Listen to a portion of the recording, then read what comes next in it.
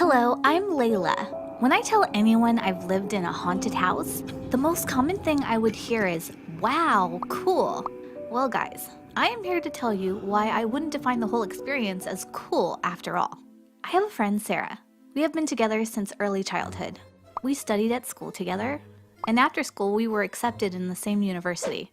Thing is, the university was in another city, and we had to move there before the term started.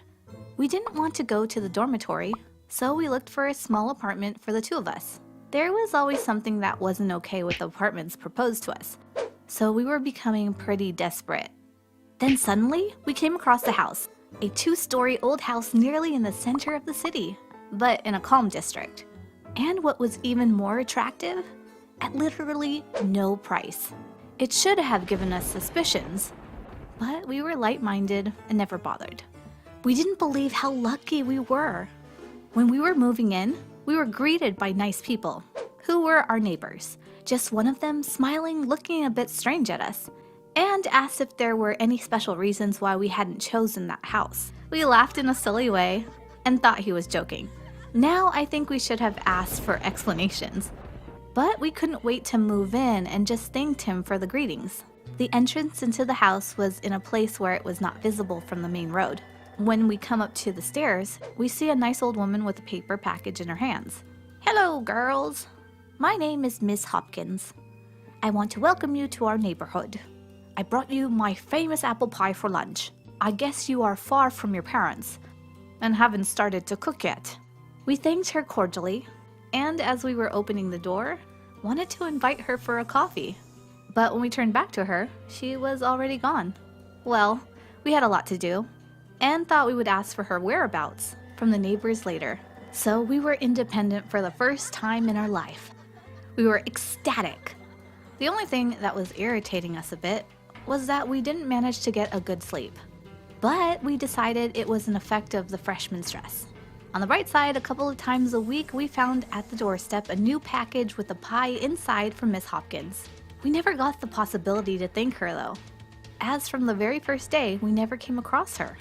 We were becoming a bit too busy to think too much about Miss Hopkins though. Our sleep problems were becoming pretty overwhelming. It was quite often that I woke up in the middle of the night, all covered in cold sweat after a nightmare.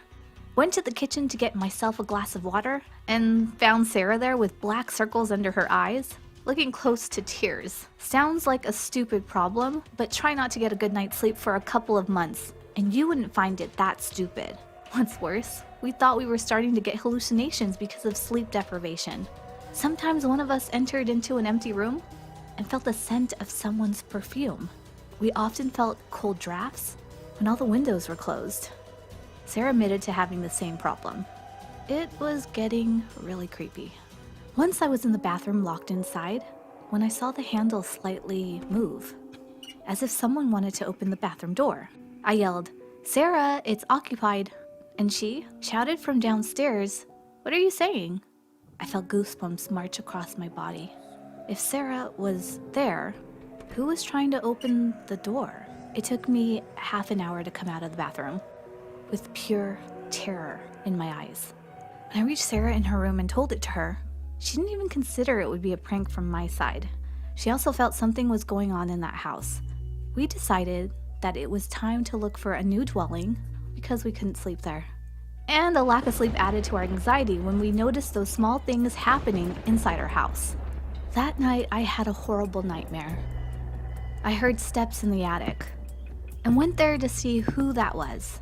We had a small ladder there. As I climbed the ladder, I saw a figure in the darkness. I switched on the light and saw Mrs. Hopkins, who was holding a pie in her hands, stretching it out to me and smiling weirdly without saying a word. I shouted and woke up all trembling. In that very moment, I heard the steps in the attic. Good Lord.